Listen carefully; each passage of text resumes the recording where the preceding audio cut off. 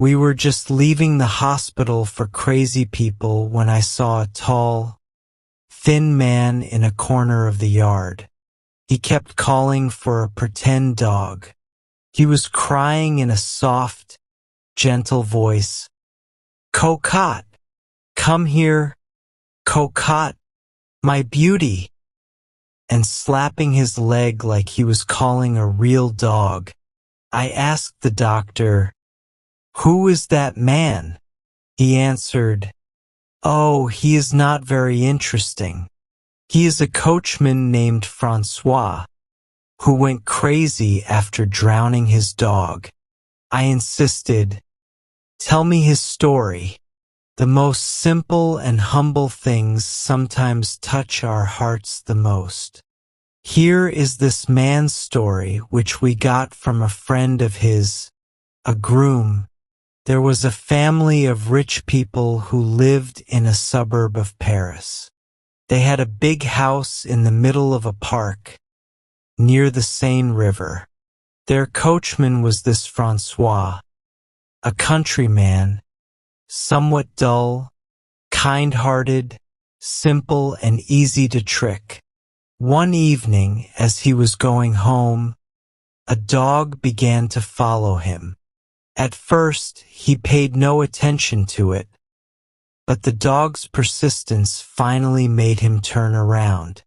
He looked to see if he knew this dog. No, he had never seen it before.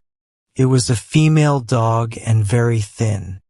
She was walking behind him with a sad and hungry look, her tail between her legs, her ears flat against her head, and stopping and starting whenever he did. He tried to chase the skinny dog away and cried, "Go away! Get out! Shoo! Shoo!" She moved back a few steps, then sat down and waited. And when the coachman started to walk again, she followed him. He pretended to pick up some stones. The dog ran a little farther away, but came back again as soon as the man's back was turned. Then the coachman Francois felt sorry for the dog and called her. The dog came closer slowly. The man patted her bony sides, feeling sorry for her, and he cried, "Come, come here." Immediately, she began to wag her tail, and, feeling accepted, she began to run ahead of her new master. He made her a bed on the straw in the stable. Then he ran to the kitchen for some bread. When she had eaten all she could, she curled up and went to sleep. When his employers heard about the dog the next day, they allowed the coachman to keep her. She was a good dog, loving and loyal, smart and gentle. Francois loved Cocotte very much, and he kept saying, "This dog is like a human. She only can't talk." He had a beautiful red leather collar made for her with these words written on a copper plate, "Mademoiselle Cocotte, belonging to the coachman Francois." She had many puppies, and 4 times a year she would give birth to a group of little dogs of all kinds. Francois would keep one puppy and then throw the others into the river. But soon, the cook and the gardener started to complain. The cook would find dogs under the stove, in the icebox, in the coal bin, and they would steal food. Finally, the master got tired of the complaints and told Francois to get rid of Cocotte. Francois was very sad and tried to give her away. Nobody wanted her. Then he decided to leave her far away. He gave her to a teamster, who was supposed to drop her on the other side of Paris, near Joinville-le-Pont. Cocotte returned the same day. A new plan had to be made. 5 francs was given to a train conductor to take her to Havre. He was to leave her there. 3 days later, she returned to the stable, thin, with sore feet, and very tired. The master felt sorry for her and let her stay. But other dogs came as before, and one evening, during a big dinner party, a stuffed turkey was taken by one of them right in front of the cook, and she was too scared to stop it. This time the master was very angry and said to Francois, "If you don't throw this dog into the water by tomorrow morning, I will fire you. Do you hear?" The man was shocked, and he went to his room to pack his things, thinking about leaving. Then he realized that he could not get another job with this dog. He thought about his good job, where he was well paid and well fed, and he decided that a dog was not worth losing all that. At last, he decided to get rid of Cocotte in the morning. He slept badly. He woke up at dawn, and taking a strong rope, went to get the dog. She stood up slowly, shook herself, stretched, and came to greet her master.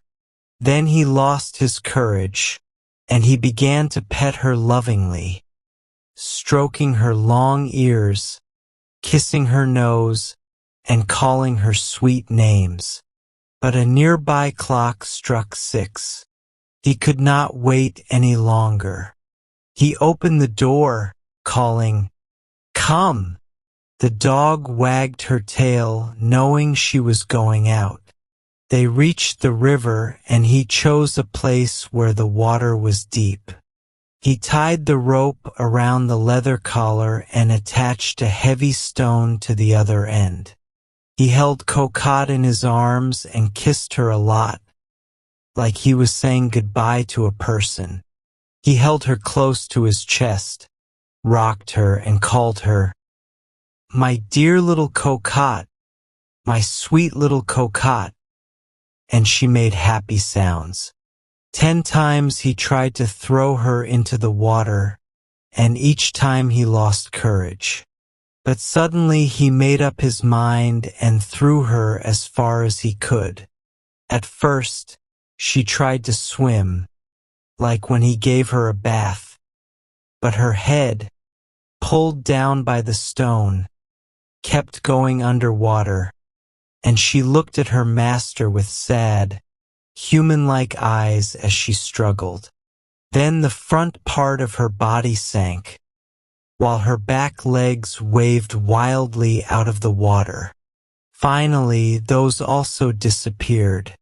Then, for 5 minutes, bubbles rose to the surface as though the river was boiling, and Francois, looking very tired and worried, thought that he saw Cocotte struggling in the mud, and he kept saying to himself, "What does the poor dog think of me now?" He almost lost his mind.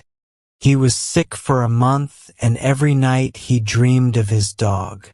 He could feel her licking his hands and hear her barking. It was necessary to call a doctor. At last he got better, and toward the 2nd of June, his employers took him to their estate at Bissard, near Rouen. There he was near the river Seine again. He began to take baths. Each morning he would go down with the groom, and they would swim across the river. One day, while they were playing in the water, Francois suddenly called to his friend, "Look what's coming! I'm going to give you a surprise." It was a huge, swollen dead body that was floating down with its feet sticking straight up in the air. Francois swam up to it, still joking, "Wow, it's not fresh. What a find, my friend. It isn't skinny either." He kept swimming around it, staying away from the dead body. Then suddenly he was silent and looked at it closely. This time he came close enough to touch it. He looked carefully at the collar. Then he stretched out his arm, grabbed the neck, turned the body around and pulled it close to him. He read on the copper, which had turned green and was still stuck to the old leather, Mademoiselle Cocotte, belonging to the coachman Francois. The dead dog had come more than 100 miles to find its master. He let out a terrible scream and began to swim for the shore with all his strength, still yelling. As soon as he touched land, he ran away wildly, completely naked, through the countryside. He was insane.